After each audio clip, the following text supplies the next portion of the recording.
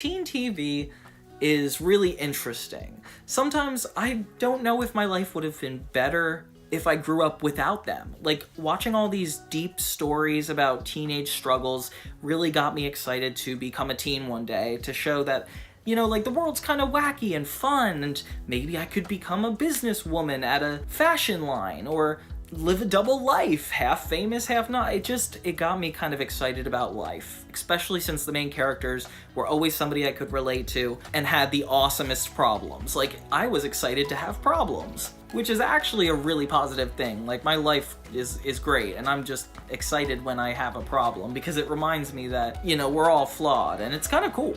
So there's a lot of positives. Assuming we're taking the test of time out of it, you know, like assuming that these shows were still somewhat modern in the time we're growing up, and not having the excuse of like, oh, it looks too old, or before the HD screen. Like, let's just take that out of it. Let's talk about story only. Like, the theme, the message of the shows. Like, does this really need to be told? And there's like a lot of reasons I would probably show my kids some of the shows on this list, and I'm gonna go through it with you guys and kind of defend myself as if I had to prove that these TV shows meant any good to society. So let's go through the ones I would and would not show my kids. So True Jackson VP, I would definitely show to my kids. I don't know why, it's just something about Keke Palmer and her acting skills would probably make them feel confident that when they're teenagers they could be just as funny. Even when they're in like a corporate world or have to do grown-up things, they would see how Keke Palmer handled it in True Jackson, and they would think life was a lot more bubbly and exciting than it actually is. The heart of the show is really good, and while it doesn't go that deep into its characters, I would say they have enough stuff going on that like you could really relate to it. It's similar to Hannah Montana in like a double life, but True is pretty much only in her business life. But it adds such a unique spin on the TV show, kind of like Ned's Declassified. Like, Ned's Declassified and True Jackson VP both take place in one general location. Isn't that crazy? Like, we go to their houses sometimes, sure, but this one place is where all the events take place between the main characters on a constant. But that's like such a cool idea, especially if you're going to school and my kid has to get used to the new structure and how things work. I think that would definitely mentally prepare them to find joy and positivity in a place like that. Then we got Ned's Declassified. Yeah, definitely. True Jackson VP. Team Jackson in the house! Coming to Nickelodeon in November. I mean, despite the stuff going on outside in the public relations department with Ned's Declassified, I feel like the series is just so genuine, and it sparks so many conversation about how you're supposed to take on school. I mean, as a kid, school is going to be your life for 18 years. Like, maybe this kind of, you know, glorifies it a little bit, makes it more exciting and more like a fantasy to think that this place you're spending all your time is a really positive environment for you. You're making friends, you're learning about yourself and other people. I feel like it would invite my kids to ask a lot of questions that I would not have even known needed to be answered when they would go.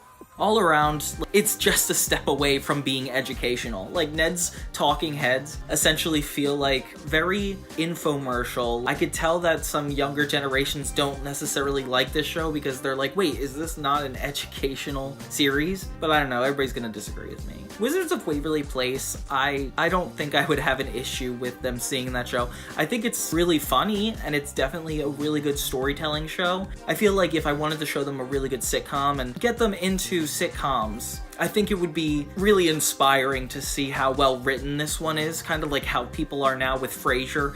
Yeah, like, Frasier is a really good show, but it's definitely dated. The whole Wizards premise wouldn't come across as modern as we'll end up being, I guess. It's kind of like the teen version of Third Rock from the Sun, if you guys ever heard of that show. Sweet Life, I was gonna say no at first because I'm like, yeah, what does it really do? But then I rewatched a bunch of episodes and I'm like, this show is actually really deep. In a bunch of episodes in the middle of the season, they have like an episode about Black History Month where Mr. Mosby kind of gives the kids a lesson, and it's really meaningful. Another episode, Zack pretends he's dyslexic, the implications behind telling your whole community a lie like that. And then the Kisses and Basketball, the episode where they're all in the handicap, Like, there's a lot of, it's almost like really educational, and I feel like I would show my kids just for them to understand the cultural differences and how different people are just like us. Zeke and Luther, surprisingly, is a really good show. I feel like if and only if I had boys would I show them this show. It just feels a little too skateboardy for anybody who likes to skateboard. I know that doesn't really necessarily limit itself to one gender, but there's just all dudes in it, and it's like, if I didn't identify as a male, I feel like, why is this entire show about males? Like, I don't know, like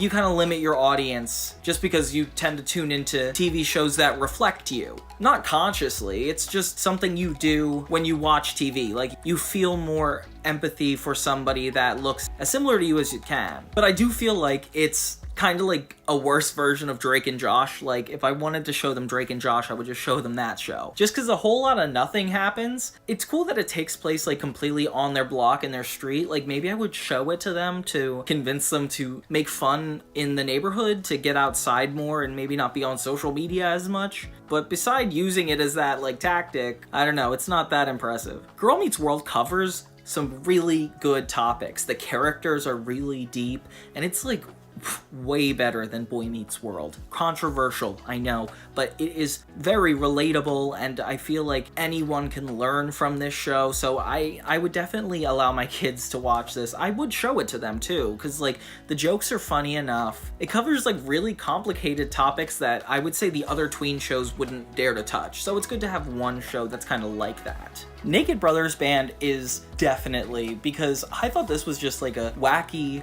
early version of Big Time Rush, kids in a rock band, but no, it's like documentary style, kids going through puberty, the really ugly sides of growing up with fame. Like, it's surprisingly treating its audience like they are really mature, because the themes are just so well written, and the music is actually pretty good. I wouldn't argue better than Big Time Rush, but that's just because I have nostalgia on me for that. But the Naked Brothers Band really was a big thing when I was a kid. It changed elementary school for me, mainly because they said that my hair resembled Nat Wolf's, and I'm not gonna take that compliment lightly. Speaking of bands, Big Time Rush, I definitely would show my kids, but just because I personally think it's the funniest, wackiest TV show.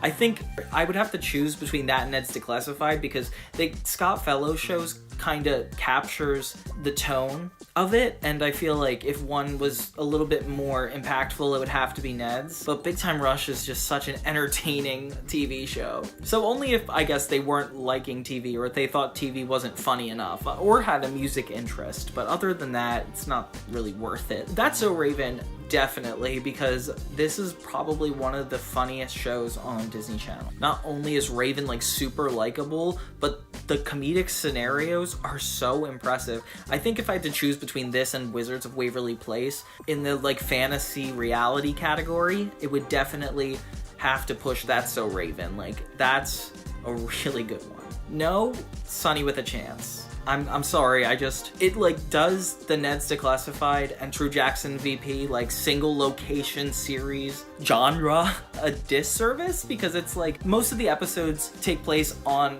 a TV show set. Super funny. The main antagonists of the show is another dramatic show called Mackenzie Falls with a really over dramatic teen star, but it just struggles to be about comedy. It's not quite about Sunny only dealing with fame. Like, it feels like a very disjointed show, and I love it so much. Like, I have such nostalgia for this show, and the idea of aspiring to be a comedian, like, I just had a lot of good memories around Sunny with a Chance. But I really feel like I genuinely cannot think of a really positive reason to keep this show on the list. I really wanted to, but like, it genuinely is. I'm never going to get over it. Victorious is like the worst parts of iCarly. I mean, it's just about this already really talented teen going to a performing arts high school, something that I feel like isn't that taboo or deep to talk about. I think iCarly exploring the internet was a far more exciting idea,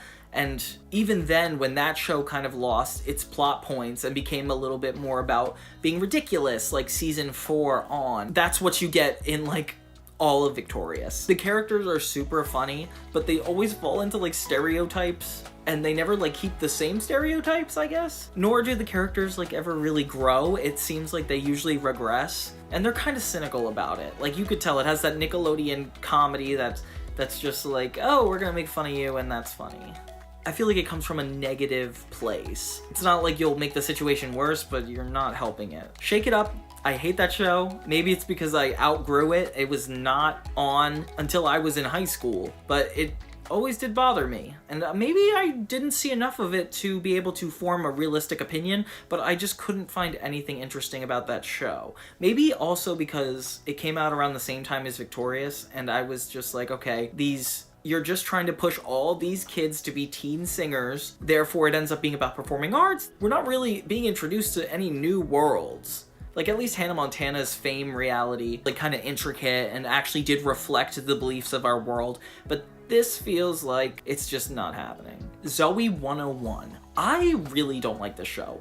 I would show it to my kids if I wanted them to be confused about what television is, because it's scripted like a sitcom, but there's no laugh track, and the characters are so uncomfortable in moments of silence. And maybe it's just because as time progressed, like, I expect things to go faster, so when I see them chill, it's just like, I don't know, it just doesn't bring back a lot of great memories. I feel like all like the wacky jokes are kind of in their dialogue, and even then I find it too cringe to be interesting. I love that they live in a dorm, and there's a lot of really funny dynamics that happen in the show, but for the most part it feels like just a girl going to a dorm like normal. Like, I can't even give you a special reason to watch it. But yeah, those are the shows I would and would not show my kids. But what do you guys think? Like, are my reasons valid? Or what reasons would you guys to withhold or actually show your kids a tween TV show?